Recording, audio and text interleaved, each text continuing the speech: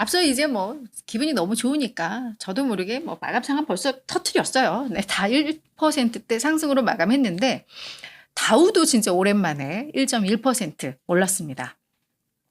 조금만 이제 더 힘내주면 우리 이 다우도 4만도 구경할 수 있을 것만 같은 그런 기분 좋은 예감이 좀 들고요.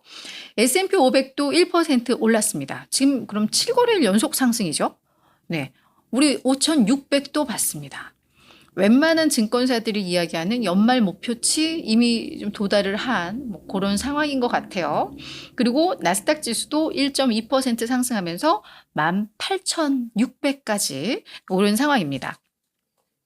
오늘은 반도체주들이 역시나 좋았습니다. 금리 인하 기대감도 물론 작용을 했을 거고요.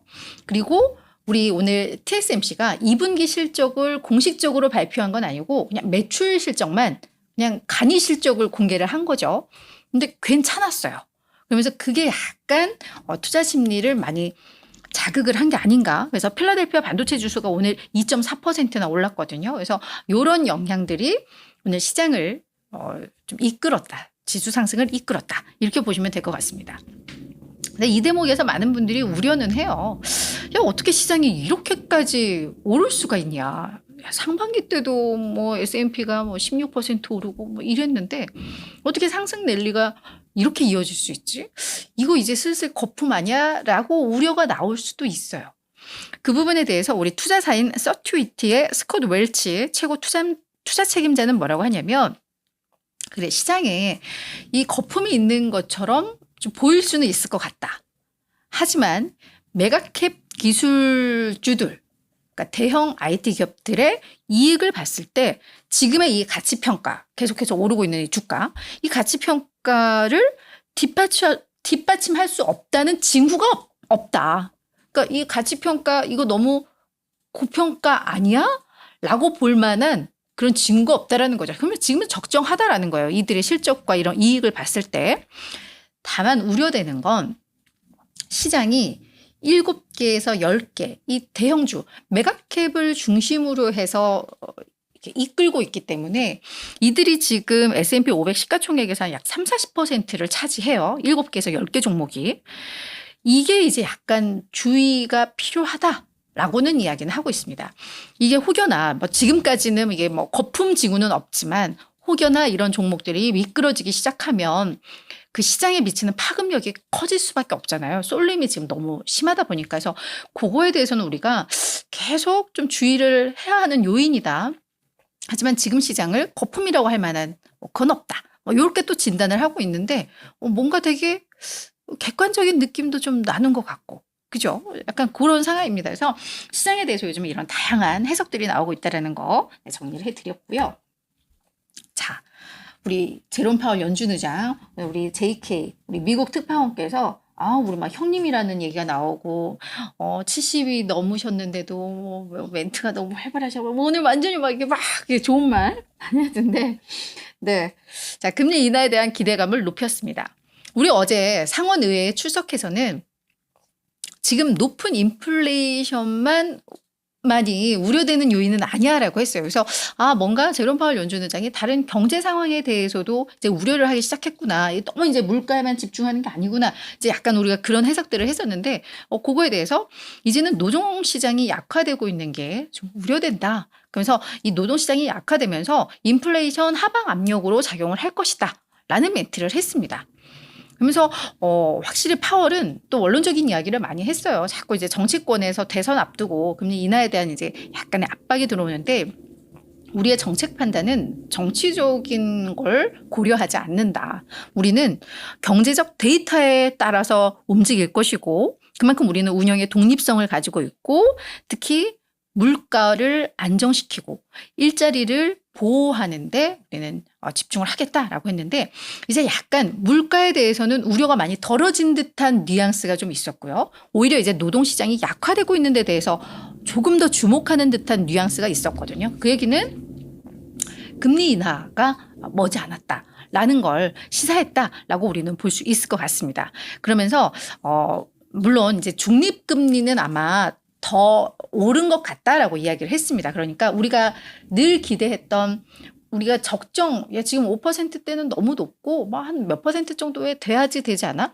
이 기준선이 되는 게 어느 정도 높아졌다라는 거예요. 그러니까 물가를 자극하지 않으면서 어느 정도의 경제 성장을 이룰 수 있는 그 중립금리가 높아졌다라는 건 금리 인하가 뭐 시작이 되더라도 뭐 확연하게 훨씬 더 과거와 같이 저금리로 가지는 않을 거다라는 건 시사는 하고는 있습니다. 근데 그 얘기는 뭐 우리가 시장이 다 인식은 하고 있었고 또 하나의 중요한 멘트는 우리가 금리 인하를 하기 위해서 인플레이션 2%라는 데이터를 우리가 보기까지 기다리지는 않을 거다라는 멘트도 했습니다. 이 얘기는 뭐냐면 그냥 2%를 향해 우리의 목표치를 향해서 흘러가는 그 방향성만 확인이 된다면 우리는 금리를 인하할 수 있다라는 이야기도 되고요. 중립금리가 높아졌다라는 건 2% 우리가 이 2%에 너무 집중하지 않아도 된다라는 걸 약간 시사하는 멘트이기도 하거든요. 그죠? 그래서 그런 면에 있어서 이제는 금리 인하에 대한 기대감을 더 높였던 그런 멘트들로 어느 정도 좀 정리가 된다라고 보시면 될 것 같습니다. 자, 이게 오늘 이제 시장의 주요 모멘텀이었다라고 보시면 될 것 같고요. 요거는 약간 좀 재미있는 내용인데 뭐 상원이든 하원이든 이 의회 의원의 주식거래 금지 법안 요거에 대해서 우리 상원에서 민주당과 공화당이 합의를 이뤘다는 내용이 전해졌습니다. 우리 얼마 전에 뭐 엔비디아 주가 오른 거 얘기하면서 뭐 우리가 그때 낸시 펠로시가 뭐 그걸로 뭐 어쩌고저쩌고 뭐 이익을 봤다라는 게 전해지면서 올랐어요. 막 이런 얘기하면서 그때 우리가 와, 국내하고 분위기가 많이 다르네요라고 했었는데 미국도 요거를 이제 금지를 하려는 주식 거래를 금지하려는 시도가 이루어지고 있습니다. 이게 사실은 지금 반짝 나온 게 아니라 한 몇 년 전부터 이 법안에 대해서는 계속 논의가 있었고 논란이 있었는데 그 당시 이제 낸시 펠로시 전 하원 의장이었죠. 그 당시에 이분이 매우 반대를 했었던 것 같아요. 이분의 그때도 우리가 누가 올려주셨지만 그분의 배우자가 수백만 달러를 투자하는 뭐 폴 펠로시라는 꽤 유명한 아마 뭐 투자자인가 봐요. 그래서 이 낸시 펠로시도 뭐 그만큼 뭐 주식 투자를 열심히 하고 있고 뭐 이랬던 사람인데 이걸 뭐 이제 금지 법안을 한다니까 당연히 반대를 했었겠죠.